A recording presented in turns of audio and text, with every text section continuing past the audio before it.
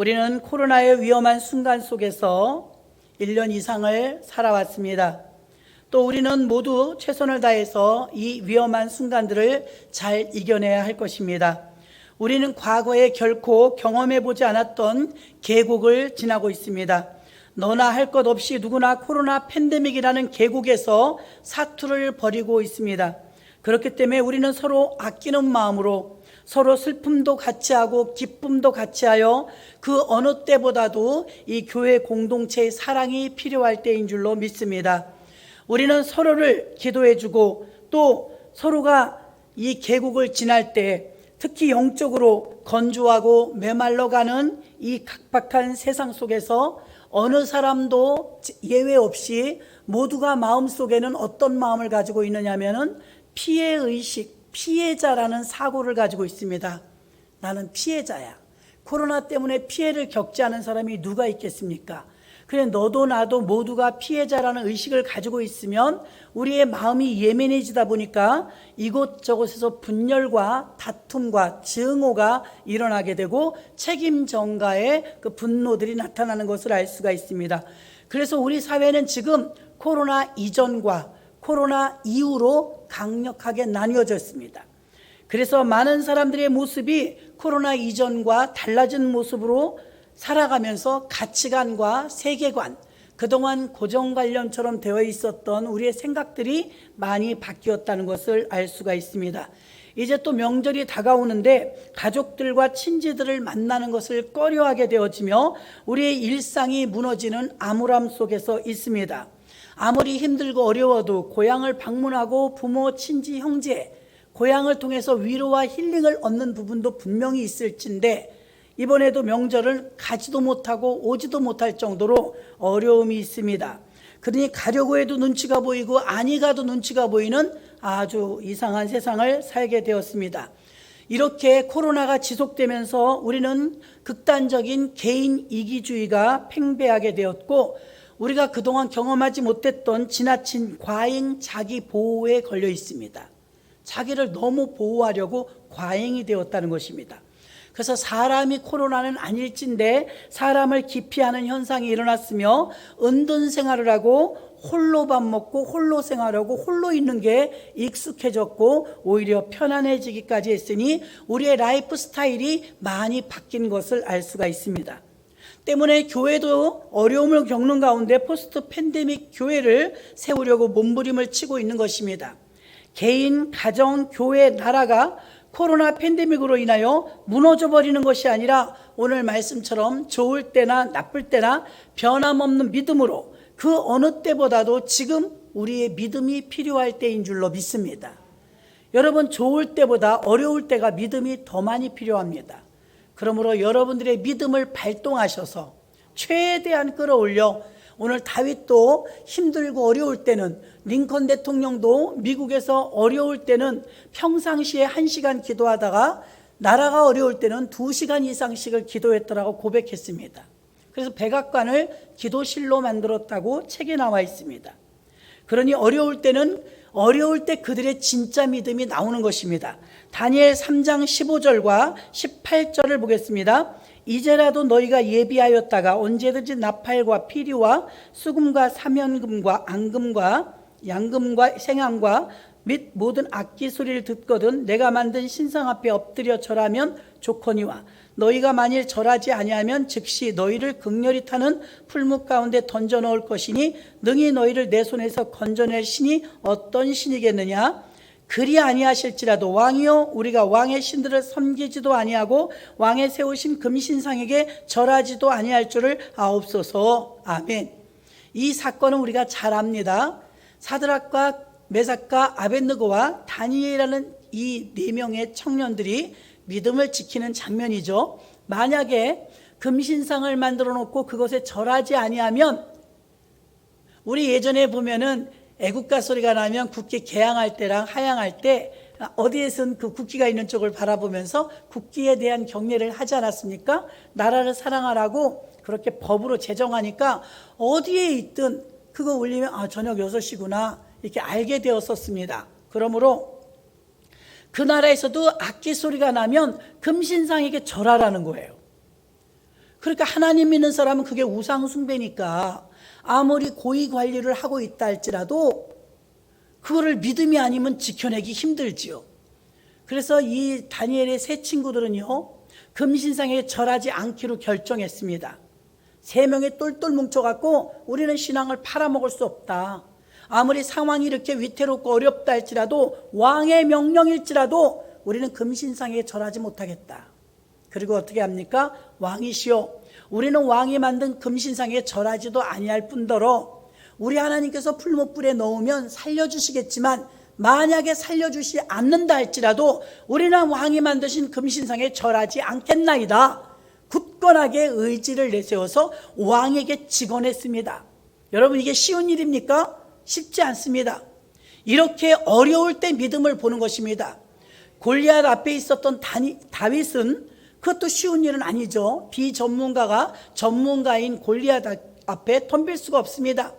마치 지금은 대한민국의 코로나라는 이 바이러스가요, 거대한 다윗 앞에 선 골리앗처럼 우리를 으르렁거리고 있습니다. 그리고 군대를 다 갖추고 있는 이스라엘 군대들은 꼼짝도 하지 못하고 그냥 골리앗이 조롱하는 대로 듣고만 있습니다. 지금은 얼마나 기독교가 조롱받고 있습니까? 어려움을 겪고 있습니까? 그런데 우리는 이 엄습해오는 골리앗과 같은 큰 문제를 어찌 이길 수가 있겠습니까? 오직 다윗과 같이 믿음으로 용기 있게 이겨야 될 줄로 믿습니다. 갈멜산에 있어서 850대 1로 싸워서 이겼던 우리는 엘리야를 기억합니다. 엘리야도 보십시오. 엘리야도 두 사이에서 머뭇머뭇하는 눈치만 보고 있었던 이스라엘 백성들에게 뭐라고 말합니까? 너희는 언제까지 두 사이에서 머뭇머뭇하려느냐? 하나님이 하나님이면 하나님 편에 서고 바알이 하나님이면 바알 편에 서라. 그렇게 말하고 외로운 싸움이었지만 목숨을 걸고 하나님이시여 하나님이 하나님 되심을 이 시간 나타내 주시옵소서. 내가 주의 종이 됨을 나타내 주시옵소서 하고 여호와여 응답하옵소서 간절한 마음으로 기도했을 때 불이 내려서 850대 1로 이기고 엘리야가 그 거대한 많은 사람들의 그 상대로 하여서 이겼던 승리의 싸움은 아무리 읽어도 통쾌한 줄로 믿습니다. 이렇게 위기를 만났을 때 우리는 비로소 믿음을 발동하여 사용해야 될 줄로 믿습니다.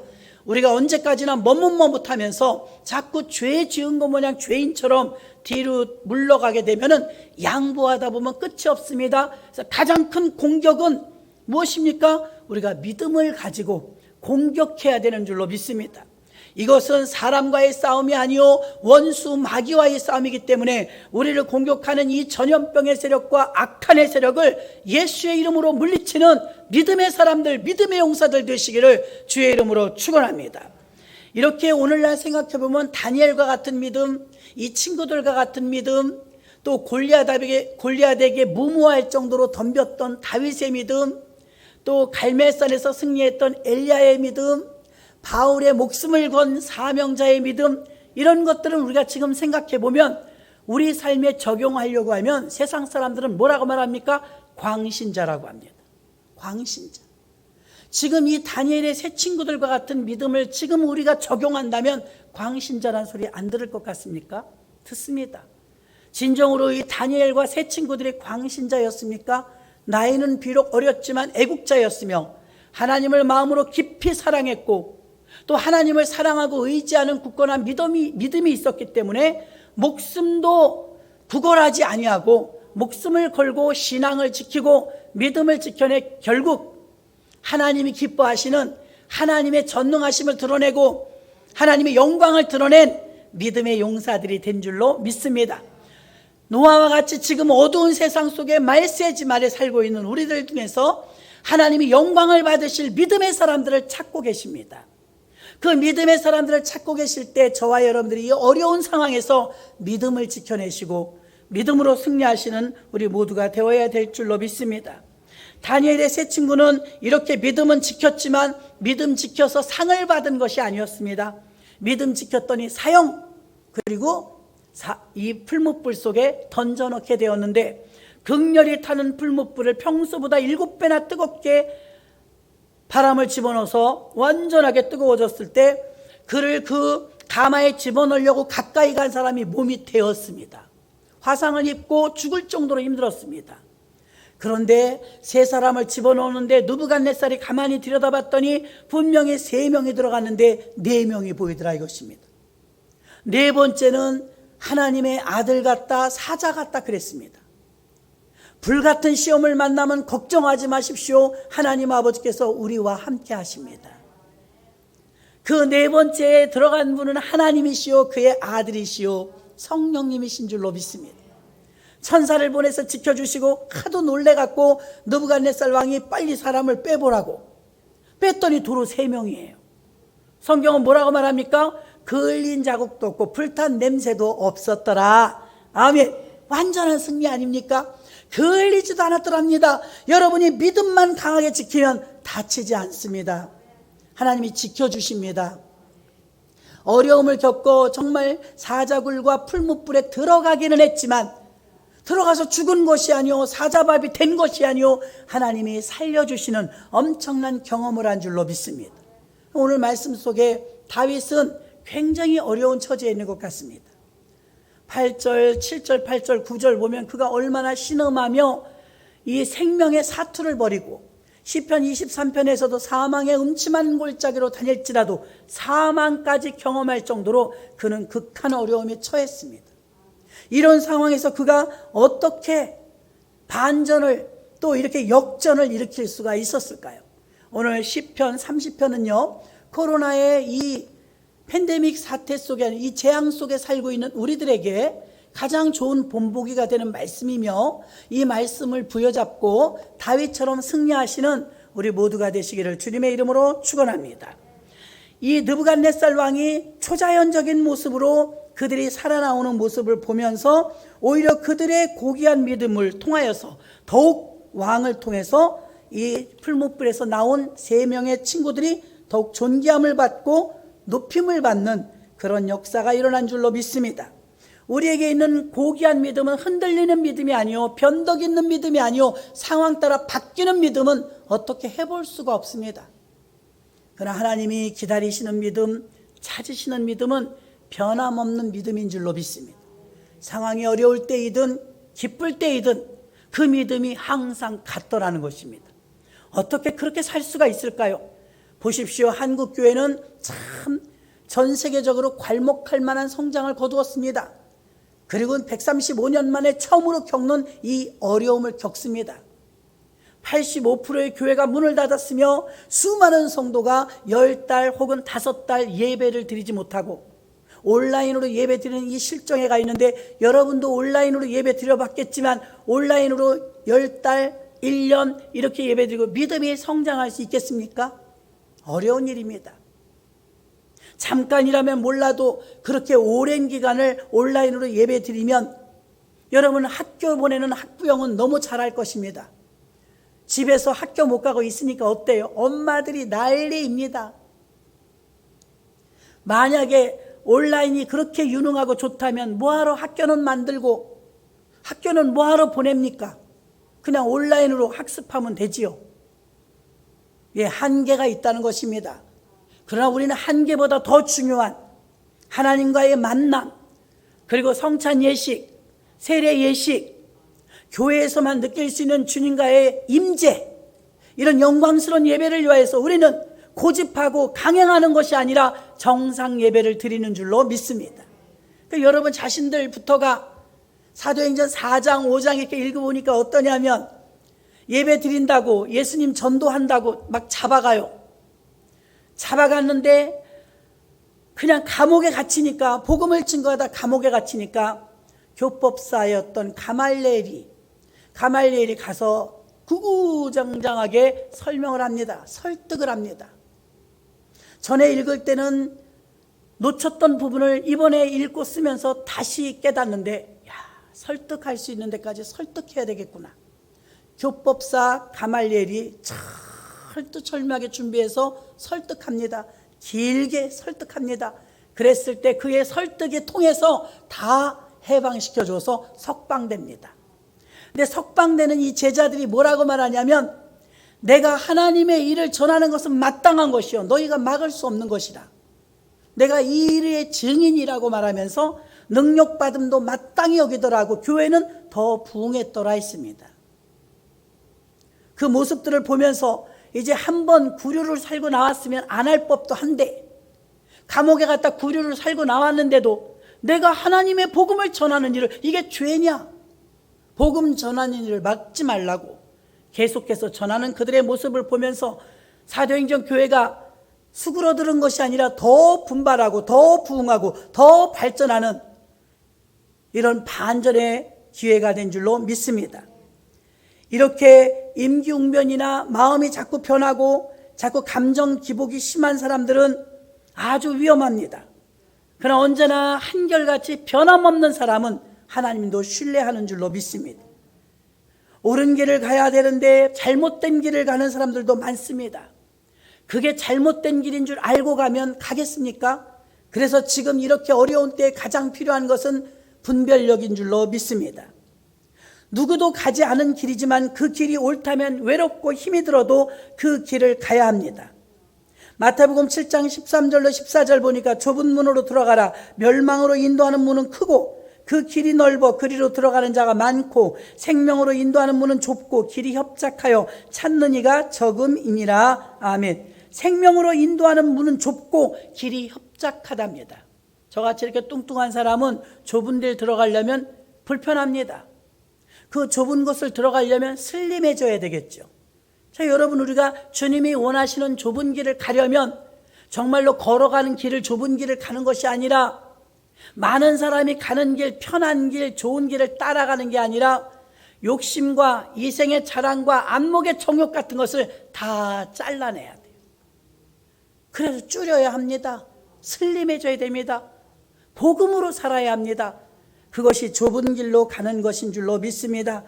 그래서 지금은 하나님을 더욱더 찾고 찾을 때이며, 하나님이 원하시는 것은 이 어려움을 통하여서 아버지께로 돌아오라는 메시지이며 사인인데, 오히려 많은 사람들이 코로나 팬데믹 사태가 1년이 지나도 하나님 앞에 나와서 회개하고 돌이키며 기도하는 모습은 극히 적습니다.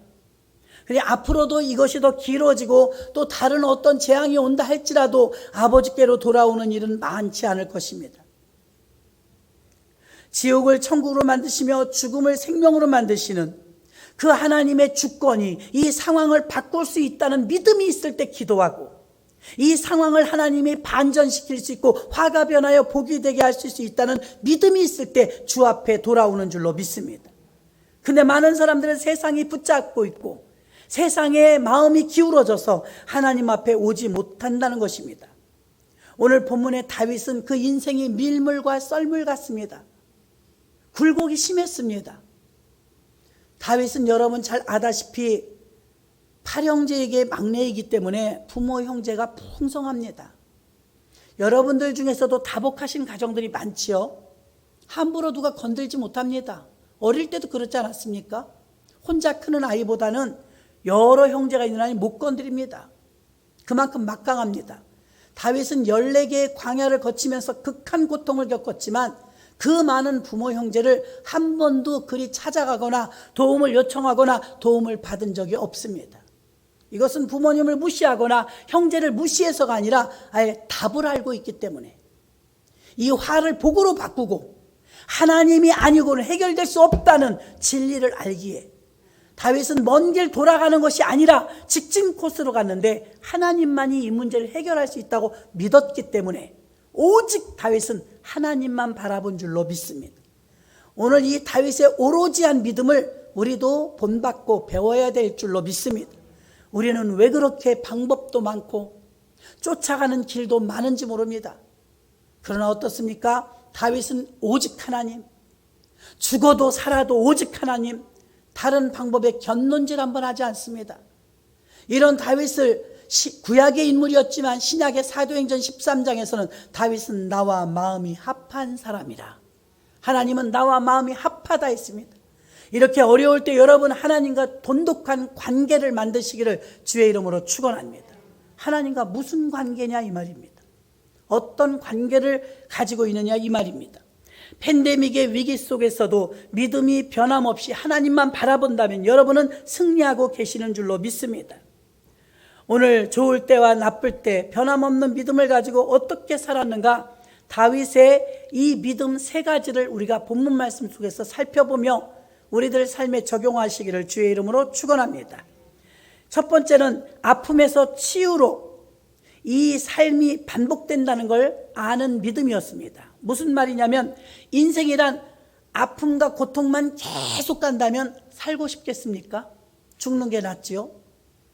그런데 아픔만 계속 가진 않습니다. 그러다가 건강할 때도 있고, 실패했다가 성공할 때도 있고, 울 때가 있으면 웃을 때도 있고, 이게 반복되는 라이프 사이클이 있다는 걸 다윗은 알고 있었던 것입니다.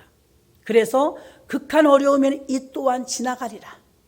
또 아주 좋을 때도 교만해지지 않으려고 이 또한 지나가리라. 가난한 적이 있으면 부유한 적이 있고, 넉넉한 적이 있으면 아쉬운 적이 있고, 모든 것이 다 돌아간다는 것을 다윗은 알았습니다. 여러분도 이 믿음을 가지시기를 주의 이름으로 축원합니다. 어려운 분, 몸이 아픈 분, 또 환경이 참 난처하신 분, 언제까지나 그렇지 않습니다. 희망을 가지시기를 바랍니다. 왜 그러느냐? 다윗은 지금 아팠는데 아픔에서 무엇을 원하고 있습니까? 다윗은 지금 치유를 해달라는 것입니다. 내가 지금 아픕니다. 고통스럽습니다. 말씀을 들으시면서 몸이 아픈 분이 계시다면 그분에게도 이 치유의 역사가 일어나기를 주의 이름으로 축원합니다. 아프다는 걸 그대로 고백한 거예요. 하나님, 내가 지금 아파요. 아파도 보통 아픈 게 아니었어요. 8절 9절에 보니까 죽음이 올 정도로 아팠다는 것입니다. 그 다윗이 굉장히 힘든 상황을 지금 말하고 있는 것입니다. 사람은 누구나 아픔과 상처와 괴로움이 있습니다. 완벽한 사람은 이 세상에 하나도 없습니다. 약간 형편과 사정은 다를 뿐이지만 아픔이라는 건 다 겪습니다. 다윗은 오늘 1절과 2절에 보니까 1절에서 내가 주를 높일 것은 주께서 나를 끌어내서 내 대적으로 나를 인하여 기뻐하지 못하게 하심이니이다. 2절에 보니까 여호와 내 하나님이여 내가 주께 부르짖음에 나를 고치셨나이다. 아멘. 1절에서는 죽을 것 같이 힘들었대요. 대적들이 일어나서 대적들 때문에 자기가 힘들다는 거예요. 그런데 2절에서는 그러나 하나님께 부르짖었더니 하나님께서 고쳐주셨다고 고백합니다. 아픔과 치유가 반복해서 일어난다면 내가 지금 코스가 아픔이다. 그러면 곧 치유가 될 것입니다. 내가 지금 치유다. 그럼 나도 아플 수 있다는 것입니다. 누구나 장담할 수가 없다는 것입니다. 그러므로 여러분, 다윗은 기쁘게 살고 싶어서 이 치유를 받아 기쁨이 회복되길 원해서 하나님 앞에 치유해 달라고 기도했다는 것입니다. 견디고 참는 게 아닙니다. 하나님은 우리의 고통과 어려움을 줄 때는 견디고 참으라는 게 아닙니다. 하나님은 하실 수 있사오니 하나님 고쳐 주옵소서. 하나님께 간구하고 체험 얻고 경험 얻고 하나님과의 성장된 믿음을 가지고 이 기회를 통해서 믿음이 성장하기를 원하시는 줄로 믿습니다.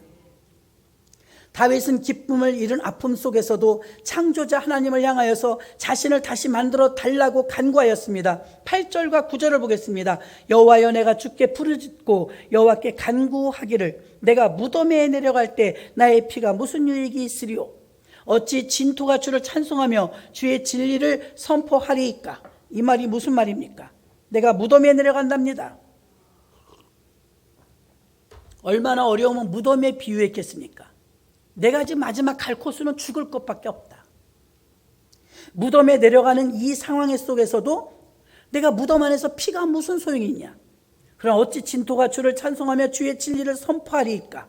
10절 보십시오. 여호와여 들으시고 나를 긍휼히 여기소서. 여호와여 나를 돕는 자가 되소서 하였나이다. 도와달라는 거예요. 아무도 나를 도와줄 수 없습니다. 하나님이 도와주시옵소서. 내가 무덤에 가겠나이다. 사망의 음침한 골짜기가 나를 엄습합니다. 하나님, 난 빼도 박도 못하겠습니다. 나는 꼼짝도 못하겠습니다. 하나님, 그러나 아무도 나를 도울 자가 없으니 전능하신 아버지시여 나를 도와주옵소서. 견디고 참으라는 게 아닙니다. 그 어려움을 어려운 대로, 아프면 아프다고 하나님께 도와달라고 기도하라는 것입니다. 그래서 기도가 늘어나게 되죠. 하나님을 경험하고 체험하며 하나님과의 관계가 돈독해지죠. 그로 인해서 우리 신앙은 성숙해지죠. 그 다음에 우리에게 오는 건 복인 것입니다. 복. 사람에겐 아픔과 치유라는 사이클이 있습니다. 다윗이 참 대단한 것은요, 아픔이 오면 이러다 아프다 죽겠네 이렇게 생각하는 게 아닙니다. 예수 믿지 않는 사람은 어떻습니까? 아이고 이러다 죽겠네. 그리고 어떻게 합니까? 포기해버립니다. 극단적인 선택도 합니다. 너무 어려우면 왜 극단적인 선택을 합니까? 소망이 없으니까요. 희망이 없으니까요. 가망이 없으니까요. 그런데 다윗은 그렇지 않았어요. 지금 가망이 없고 소망이 없고 절망 가운데 있는데도 절망 가운데서도 다시 희망을 찾습니다. 주여 도와주시옵소서. 내 기쁨을 회복시켜 주옵소서. 지금 기쁨 말할 때요, 죽겠는데. 그 다윗은 대단한 믿음을 가지고 있었는데 이 믿음이 이 사람을 일으킵니다. 저와 여러분에게도 형편만 바라보지 말고 상황만 바라보지 말고 저와 여러분도 전능하신 하나님을 바라보시기를 주의 이름으로 축원합니다. 다윗은 자신의 죽음이 임박했음을 느낄 정도로 간절했습니다. 그래서 간절한 만큼이나 치유에 대해서 도와달라고 기도했던 것입니다. 다윗처럼 우리들에게도 지금 아픔이 있습니다. 코로나 팬데믹이라는 이 아픔을 전 국민이 겪고 있습니다. 이 아픔에는 반드시 치유가 필요한데 이 치유 또한 하나님께로부터 와야 될 줄로 믿습니다. 우리 팬데믹은 모든 사람들의 몸과 마음과 영혼의 아픔과 상체기를 냈습니다. 한국교회는 더 많이 아픕니다. 짓밟히고 상처나고 함부로 하고 교회와 하나님의 성호가 더럽힘을 받고 얼마나 지금 도마 위에 올린 생선처럼 이리 굴리고 저리 굴리고 난도질을 합니까? 이걸 아파해야 되는데 중요한 건 하나님의 자식이라는 우리들도 아픈 줄을 모릅니다.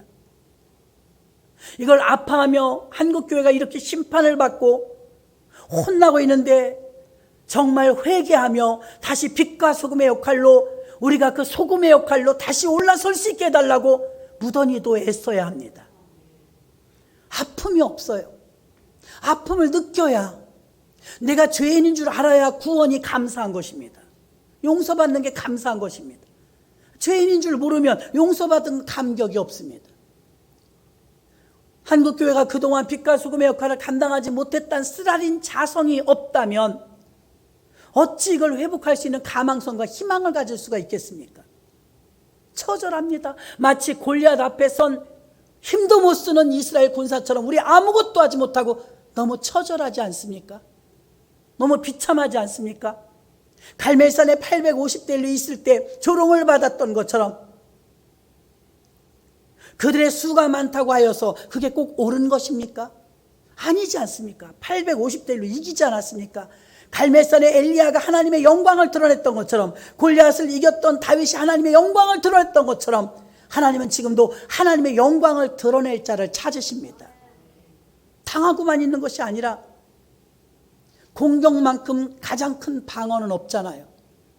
쓰러져서 죽은 척하는 것이 아니라 피하고 도망가는 것이 아니라 더 빛과 소금이 되어지고 지금 교회들이 하는 운동 가운데 헌혈 운동하고 있더라고요. 알아주든 아니 알아주든 우리는 하던 대로 하는 겁니다. 코로나 팬데믹 때문에 코로나 환자가 많이 발생해서 피가 많이 모자란답니다. 그래도 세상 사람들보단 기독교인들 피가 술, 담배를 덜 하기 때문에 깨끗합니다. 비교적. 그래서 10만 운동을 펼치면서 교회들이 지금 헌혈 운동을 하고 있습니다. 여러분들 중에서도 동참하실 분들은 교인이라고 하고 동참하시기를 바랍니다. 지금 얼마나 욕을 먹고 있습니까? 그래도 우리는 하던 일들을 한다 이 말입니다. 그러니 여러분 요동치는 이 세상의 세파에 요동치지 마시고 여러분들은 주님의 길을 따라가시기를 바랍니다. 한국교회가 이 상처투성 상처기를 너무 많이 받고 있다는 것입니다. 그러나 인간이 세상 사람들이 아픔이 오고 아무리 어려움이 오면 세상 사람은 노력하다 안 되면 포기해버립니다. 그러나 우리 기독교인들은 바닥을 치면 어디서 나오는지 모르지만 힘이 나옵니다. 그것이 바로 그 희망의 절정이 하나님인 줄로 믿습니다. 그 근원이 하나님입니다. 다윗은 그 근원을 하나님으로 삼았습니다. 호세아 6장 1절로 3절 봅니다. 오라 우리가 여호와께로 돌아가자. 여호와께서 우리를 찢으셨으나 도로 낫게 하실 것이요 우리를 치셨으나 싸매어 주실 것이요 여호와께서 이틀 후에 우리를 살리시며 제3일에 우리를 일으키시리니. 할렐루야. 하나님께서 늦은 비와 이른 비로 말미암아 우리를 찢으셨으나 다시 싸매어 주실 것이요. 찢으셨을 때 어떻게 반응하냐는 것입니다. 어떻게 짓밟으면 어떻게 반응하는가? 우리가 아픔이 올 때 하나님께 돌아가야 되는데 이 고통을 주면 하나님께 돌아오려나 우리의 반응이 어떻습니까? 더 멀어집니다. 하나님께 돌아오지 않습니다. 하나님은 아픔을 주시고 참고 인내하라고 그런 의도로 주신 것이 아니라 아픔이 오면 치유해 주신 하나님께 도망오라는 것입니다. 피난처 삼으라는 것입니다. 우리의 힘은 하나님께 있습니다. 그런데 하나님께로 돌아오는 속도가 느립니다. 하나님께 돌아오는 사람들이 적습니다. 하나님을 찾는 시기를 놓칩니다. 본문 4절에 보니까 주의 성도들아 여호와를 찬송하며 그 거룩한 이름에 감사할지어다. 5절 보십시오. 그 노여움은 잠깐이요 그 은총은 평생이로다. 아멘. 다윗은 참 긍정적인 사람입니다. 이거 잠깐일 거야. 이거 잠깐 끝나. 욥기를 보면 38장까지 계속 변론을 합니다. 그리고 얼마나 욥이 쫄딱 망했냐면요. 재산, 집, 전답, 동물 다 죽고 쫄딱 망합니다. 그것으로 끝나지 않아 자식 죽어요. 부인은 막 욕하고 하나님을 버리라고 저주하고 나가버려요. 거기서 고난이 끝나지 않았어요. 자신의 몸이 병이 들어갔고요. 기와장을 가지고 몸을 긁을 정도로 그 얼마나 고통스러웠겠습니까? 가려운데 긁으면 시원한 게 아니라 피가 나요. 피가 나도록 기와장으로 긁었대요, 몸을. 자기 생일을 막 저주했습니다. 그런데 성경은 뭐라고 말합니까? 욥이 어리석게 입술로 원망치 아니하였더라. 대단하지 않습니까? 근데 보십시오. 우리는 그걸 읽을 때 난 이런 고통 못 겪어. 삼중고를 겪은 사람, 그런 구약의 욥밖에 없습니다.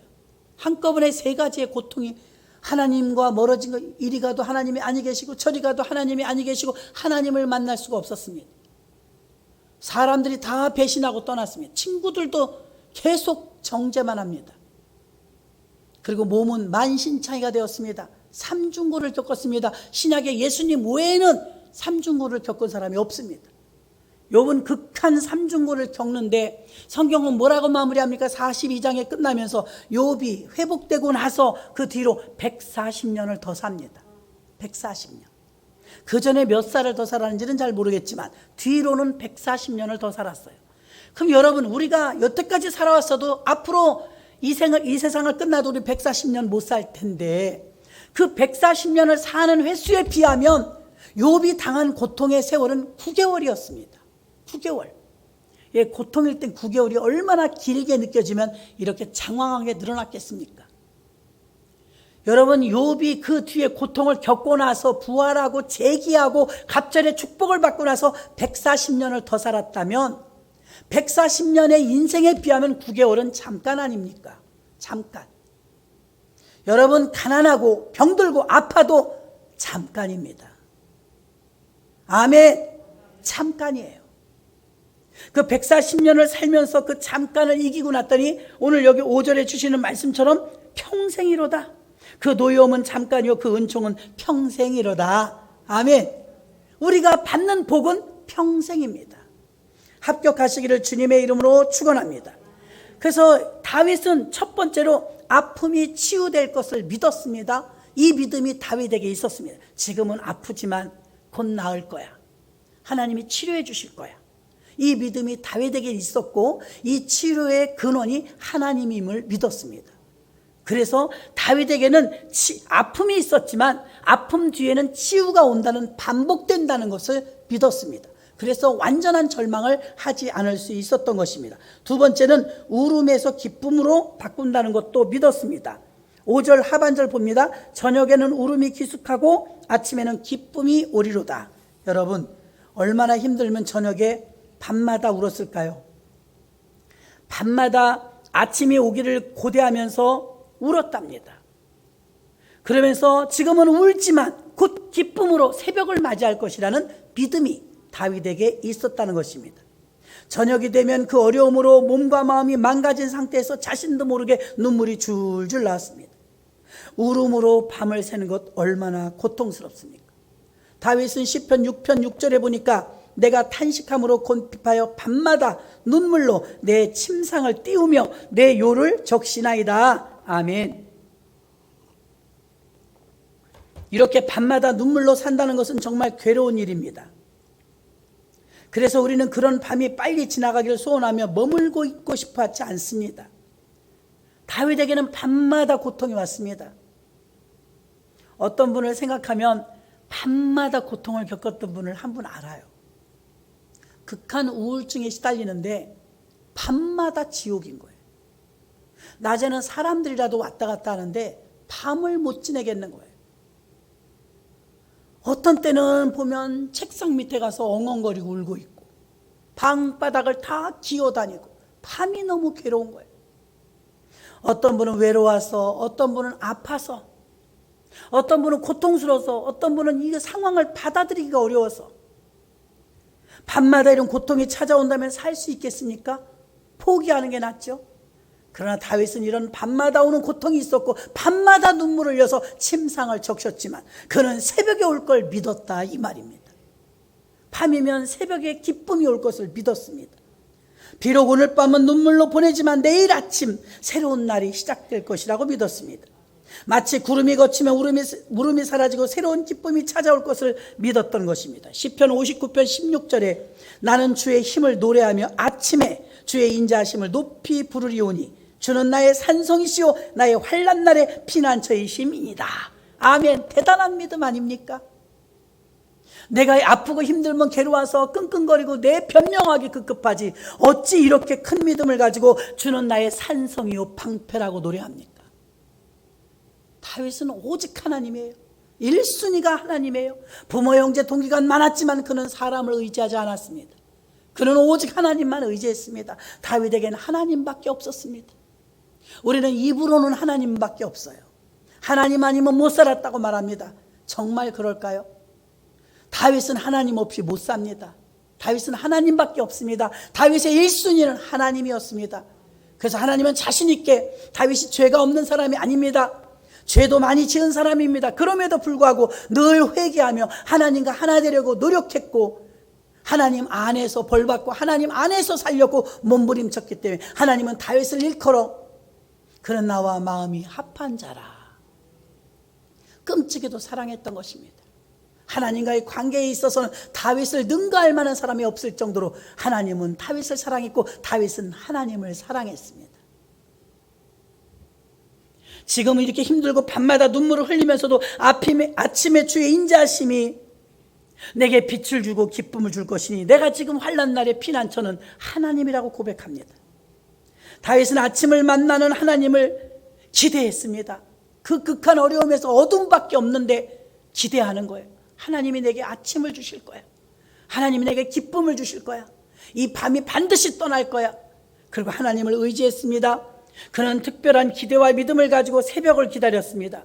주의 이름을 높이며 환난의 피난처가 되신 하나님 품으로 안겼습니다.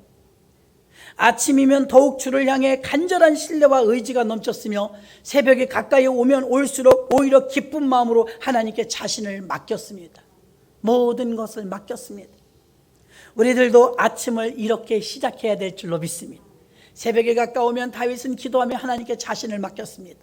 밤마다 눈물을 흘릴지언정 오늘 하루도 하나님께 맡겼습니다. 새벽마다 그는 하나님께 자신의 인생을 맡겼습니다. 하나님은 그를 새벽을 깨우는 자라고 말한 줄로 믿습니다. 지난밤에 눈물로 울음을 견딜 수 없이 흐느끼며 보낸 밤이어서 지쳤을지라도 다윗은 아침을 맞이하면 기쁨으로 찬양하며 일어났습니다. 극한 상황에서 나의 희망은 오직 하나님이라고 했습니다. 다윗을 인도하는 하나님이면 우리들도 인도해 주실 줄로 믿습니다. 주는 우리의 요새요 환난 날에 만날 피난처시요 우리의 방패이십니다. 우리의 갈 길을 아시고 다닐 길을 예비하시는 분 또한 하나님이십니다. 사람들은 아침에도 코로나 팬데믹으로 인하여서 불안과 염려와 우울감이 밀려오고 오랜 피로감으로 인하여서 즐거움보단 기쁨보단 무표정과 무감각과 무기력으로 살아가고 있습니다. 한 집안 가족이면서도 이웃이면서도 또 교우이면서도 함께 일하는 동료이면서도 우리는 같은 공동체에서도 이제 힘을 얻지 못합니다. 기쁨과 희망의 메시지를 줄 것이 없다는 것입니다. 어디를 가도 걱정과 원망과 증오와 피해의식과 불평과 이 전염병처럼 번지고 있는 이 전 국민의 피해의식과 이 소망 없는 삶이 언제까지 가겠습니까? 오늘 우리는 결단해야 됩니다. 이사야 선지자가 아침에 은혜를 구하는 기도를 가졌던 것처럼, 다윗이 아침을 기다렸던 것처럼 우리도 아침을 기다리는 기도를 해야 될 줄로 믿습니다. 이사야 33장 2절에 보니까 여호와여 우리에게 은혜를 베푸소서, 우리가 주를 앙망하오니 주는 아침마다 우리의 팔이 되시며 환난 때 우리의 구원이 되소서. 아멘. 그렇습니다. 하나님과 함께 시작하는 아침은 능력이 있는 것입니다. 하루를 맡기고 출발하는 하루는 내 인생이 아니라 내 인생을 이끌어 주시는 하나님께 달려있는 줄 믿습니다. 다윗은 6절과 7절에서도 보면 내가 형통할 때 말하기를 영영이 요동치 아니하리라 하였도다. 다윗도 형통할 때가 있다는 것입니다. 너무 화려하고 형통할 때가 있었다는 것입니다. 형통할 때도 지금 불통할 때도 다윗은 믿음이 똑같습니다. 지속적으로 도와달라고 기도하며 은혜를 베풀어 줄 것을 기도하고 있습니다. 10절을 봅니다. 여호와여 들으시고 나를 긍휼히 여기소서, 여호와여 나의 돕는 자가 되소서. 아멘. 이렇게 간절하게 매달려 본 적이 있습니까? 사람들은 지금 세속적인 힘에 의하여서 환상과 착각 속에 사이버 가상 공간 속에서 살아가고 있습니다. 늘 돈과 권력과 쾌락과 이 환상 속에서 살고 있습니다. 사람들은 이 세상을 향하여 돌진하는 어리석은 사람처럼 정상 꼭대기에 올라가면 내리막길인 줄도 모르고 치닫고 있습니다. 이건 크리스찬들도 마찬가지입니다. 형통하고 잘 될 때 의기양양하며 우쭐하고 교만해지기가 쉽습니다. 다윗은 10절에서 그렇게 말하고 있는 것입니다. 나는 형통할 때 그렇게 하지 않았습니다. 고린도전서 10장 12절에 보니까 그런즉 선줄로 생각하는 자는 넘어질까 조심하라. 형통할 때도 조심했더라는 것입니다. 이 또한 지나가리라. 사람들이 형통하면 그렇게 됩니까? 그렇게 되지 않아요. 다윗은 아침마다 주의 얼굴을 구했습니다. 이것은 진리입니다. 아침마다 하나님의 얼굴을 구하고 아침마다 하나님을 만났습니다. 그래서 아침부터 자신의 성공을 위해, 자신의 안위를 위해 다 맡겼습니다. 영적인 세계관은 주와 함께 동행하면서 출발하는 사람인 줄로 믿습니다. 세 번째 무엇입니까? 슬픔에서 춤으로 바뀌었다고 말합니다. 11절과 12절 봅니다. 주께서 나의 슬픔을 편하여 춤이 되게 하시고 나의 베옷을 벗기고 기쁨으로 띠띠우셨나이다. 아멘. 여러분은 다윗이 사무엘하 6장 13절에서 15절에 보면 막 법궤가 들어올 때 춤을 췄던 장면을 기억하실 것입니다. 아래축이 막 내려갑니다. 그래도 막 춤을 춥니다. 다윗의 오늘 본문의 노래와 똑같습니다. 비록 슬펐지만 하나님이 나로 춤추게 했다 이것입니다. 슬픔은 무지 괴로운 것이었지만 비통과 애도와 같은 아주 극한 상태를 말합니다. 그래서 베옷을 입은 것처럼 처참했습니다. 그러나 하나님은 그 슬픔을 춤으로 바꿔주셨고 베옷을 기쁨으로 띠띠어 주셨다고 지금 말하고 있는 줄로 믿습니다. 하나님 앞에 다윗이 믿음대로 하나님은 그대로 해주셨습니다. 그래서 슬픔이 변하여 춤이 되었고 그 춤을 추면서 기쁨으로 띠띠었다고 말하고 있는 것입니다. 다윗이 춤을 춘 것은 하나님이 가장 기뻐하시는 언약궤를 옮길 때 진심 어린 마음으로 온몸을 다해 춤을 추었습니다. 그때 신하들도 있었고 여종들도 있었습니다. 체면을 생각한다면 왕의 직분을 가지고 있는데 어찌 여자들 앞에서, 신하들 앞에서 아래축이 내려갈 정도로 그렇게 정신없이 춤을 출 수가 있습니까? 다윗의 마음은 오직 하나입니다. 이 사람들에게 함이 아니오, 나를 춤추게 하신 그 하나님을 찬양하고 싶고 나를 춤추게 하신 그 하나님께 영광 돌리고 싶었고 나를 춤추게 하신 분이 그분이 나의 하나님이라고, 오직 하나님께만 나를 통해서 영광 받으시라고. 내가 얼마나 많은 죽음의 고비를 넘겼지만 하나님은 나를 이렇게 춤추게 만드셨다고. 나를 이렇게 이 자리에 있게 하신 분은 하나님이시라고 하나님을 높이고 싶었던 것입니다. 다윗은 하나님이 가장 기뻐하는 그 법궤를 들여오면서 자신도 똑같이 기뻤습니다. 우리의 믿음의 정도를 여러분이 파악할 때 하나님이 기뻐하는 건 나도 기쁘고 하나님이 싫어하는 건 나도 싫으면 하나 되는 것입니다. 근데 하나님은 싫어하시는데 나는 좋아해요. 그건 지금 핀트가 안 맞는 것입니다. 마음이 합했다는 건 하나님의 즐거움이 다윗의 즐거움이었고 하나님의 싫어하는 게 다윗의 싫어함이었어요. 똑같았다는 것입니다. 사무엘하 7장 29절에 보면 이제 청컨대 종의 집에 복을 주사 주 앞에 영원히 있게 하옵소서. 주 여호와께서 말씀하였사오니 주의 은혜로 종의 집이 영원히 복을 받게 하옵소서 하니라. 아멘. 다윗은 마음껏 춤추며 하나님을 높이고 그 다음에 주의 종을 영원히 복 주시옵소서.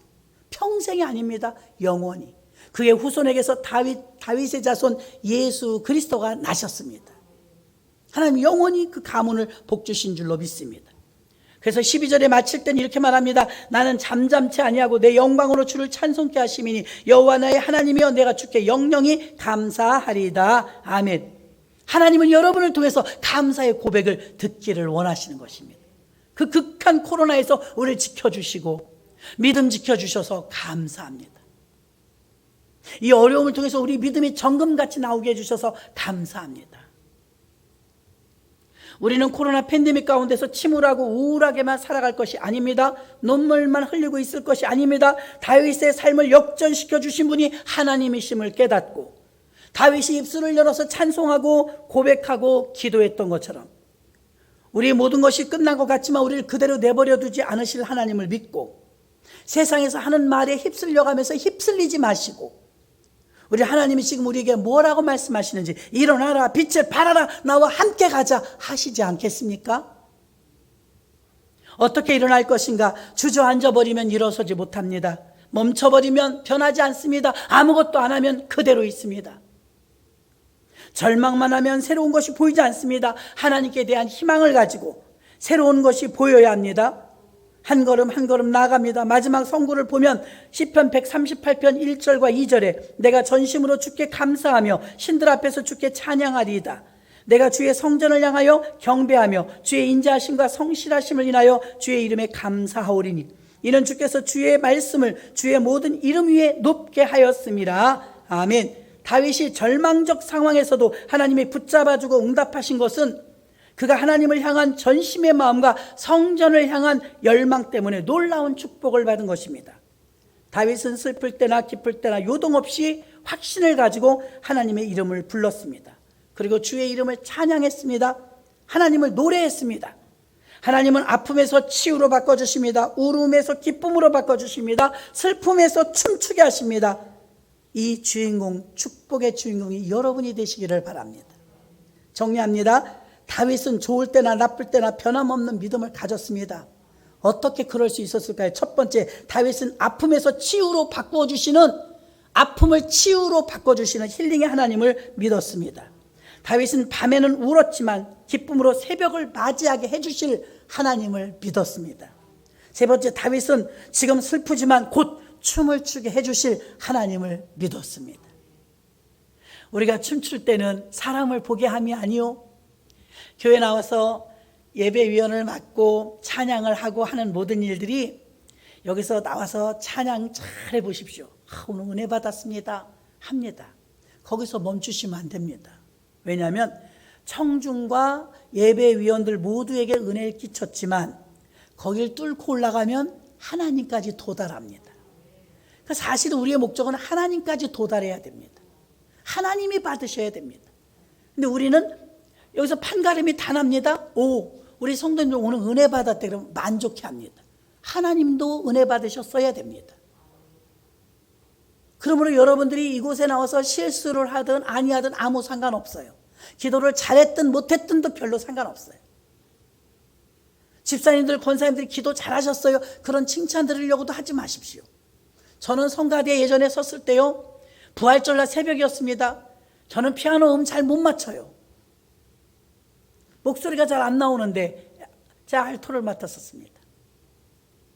근데 그날은 연합성가되니까요, 성가대원들이 기라성 같습니다. 눈치를 줍니다. 급기야 꾀꼬리 같은 목소리를 내는 권사님 한 분 계셨는데, 수근수근 저 다 들리게 말합니다. 입만 뻥끗거려야 될 텐데, 입만 뻥끗거려야 될 텐데 소리 내지 말란 소리입니다. 저는 그날 입만 뻥끗거렸습니다. 그래도 일어나려면 일어나고, 지휘자가 앉으려면 앉고, 딱 악보를 피스를 들고 찬양을 뻥끗뻥끗 했습니다. 목소리 튀지 않게 하려고요. 그날도 꾀꼬리같이 부활절 새벽 장엄하게 찬양 잘했죠. 저는 진심을 다해 찬양했습니다. 온 마음 다해 찬양했습니다. 부활하신 주님을 찬양합니다. 내 온 마음 다하여 부활하신 주님을 경배합니다. 소리는 하나도 안 나. 입만. 그리고 이제 앉으라고 했습니다. 제가 딱 앉는데 성령께서 잘 들었다. 내 목소리는 하나도 나오지 않았어요. 나는 사람을 보고 하지 않았습니다. 물론 여러분들도 그렇겠지만 전 그때 너무 기뻤고 너무 감사했고, 어떻게 하면 주님께 이 벅찬 마음을 드릴까, 그런 마음으로 성가대에 섰었습니다. 사람들이 말합니다. 수근거리면서 목소리 내지 말라고. 저하고 어떤 분하고 2명에게 목소리 안 냈으면 좋겠대요. 그냥 앉아만 있으래요. 서만 있으래요. 지휘자가 그런 건 아니었습니다. 그래 눈치가 보여갖고 입만 뻥끗했습니다. 너무 놀라운 것은 성령 하나님께서 내가 잘 받았다. 저는 그때 깨달았습니다. 소리 나오는 것만이 찬양이 아니라고. 덩어리가 되어도 찬양할 수 있다고. 아멘. 그래서 여러분, 청중들이 만족하는 것에 만족하면 안 돼요. 실수를 했든 좀 어려워도 아무 상관없어요. 저는 목소리도 안 나오는데 하나님이 받으시더라고요. 그러므로 중심을 다하여 예배하시고, 중심을 다하여 기도하시고, 전심을 다하여 하나님께 영광 올리면 하나님까지 도달해야 돼. 하나님에게까지 도달하는 찬양과 여러분의 모습들이 되시기를 주님의 이름으로 축원합니다. 하나님 아버지, 감사합니다. 이런 어려운 상황에 우리가 감사할 수 있는 것, 하나님의 아버지가 아니라면 어찌할 수 있겠습니까? 다윗은 고백했습니다. 비록 지금 아프지만 치유해 주실 걸로 바꿔주실 것을 믿었습니다. 다윗은 밤마다 울었지만 기쁨으로 새벽을 맞이하게 해주실 것을 믿었습니다. 다윗은 지금 비록 슬프지만 곧 춤을 추게 해주실 것이라고 믿었습니다. 하나님, 우리에게도 이런 믿음을 주옵소서. 지금 교회는 만신창이가 되어지고 세상의 많은 사람들은 벌떼처럼 달려들어 교회를 핍박하고 소금이 소금의 맛을 내지 못함으로 짓밟히고 상체기를 내고 있습니다. 아버지와 이러한 때에 우리는 전심을 다하여 주님 앞에 부복하며 겸손히 회개하게 하여 주시옵소서. 그리하여 장차 더 좋은 평가가 돌아올 때까지 인내하며 부르짖어 우리에게 슬픔이 춤추는 날이 되게 해달라고 기도하는 한국교회와 우리 모두가 되게 하여 주옵소서. 예수님의 이름으로 기도하옵나이다. 아멘.